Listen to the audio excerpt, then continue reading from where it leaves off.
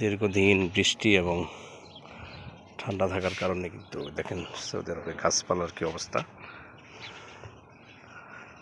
এরকম সচরাচর গাছ কিন্তু।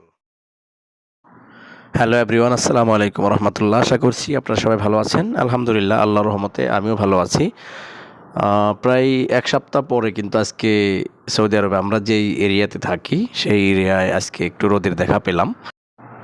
নামাজ পড়তে আসলাম আসরের, এই জন্য আমি আপনাদেরকে আমার কাছে খুব ভালো লাগছিল, এই জন্য আমি একটু শেয়ার করলাম আপনাদের সাথে।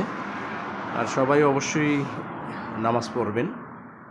হাদিসে একটা কথা আছে, কাল কিয়ামতের ময়দানে যখন আল্লাহর আরশের ছায়া ছাড়া কোনো ছায়া থাকবে না, উত্তপ্ত থাকবে সব কিছু, গরম থাকবে, সেই সময় 7 শ্রেণীর লোককে আল্লাহ রব্বুল আলামিন আল্লাহর আরশের ছায়াপ্রাপ্ত করাবেন।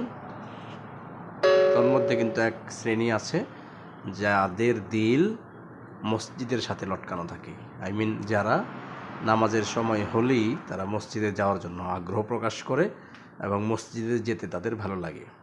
এজন্য যতদূর পারেন আপনারা অবশ্যই নামাজটা মসজিদে যেয়ে পড়ার চেষ্টা করবেন। অবশ্যই আপনারা ফরজ নামাজ আপনি ছেড়ে দেওয়ার চিন্তা করবেন না। ফরজ নামাজটা আপনি পড়বেন ইনশাআল্লাহ। আর তাও যদি অনেক সময় যারা আমরা প্রবাসে আছি, আমাদের কিন্তু অনেক সময় মসজিদে যাওয়ার ওইরকম সময় হয় না, বিশেষ করে ফজর বা এশা, এই সময়টাতে আপনারা ঘরেই জামাতবদ্ধ হয়ে নামাজ পড়বেন। যদি কাউরে না পান তাই একামত দিয়ে পড়বেন, তারপরেও নামাজটা কন্টিনিউ রাখবেন। আল্লাহ আপনাদের সকল বালা মুসিবত এবং দুনিয়া এবং আখিরাত দুজাহানি আপনাদেরকে কল্যাণ দান করবেন ইনশাআল্লাহ।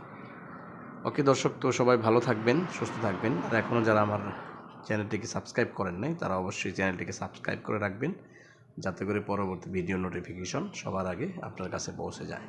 তো ভালো থাকবেন, সুস্থ থাকবেন। আল্লাহ হাফেজ।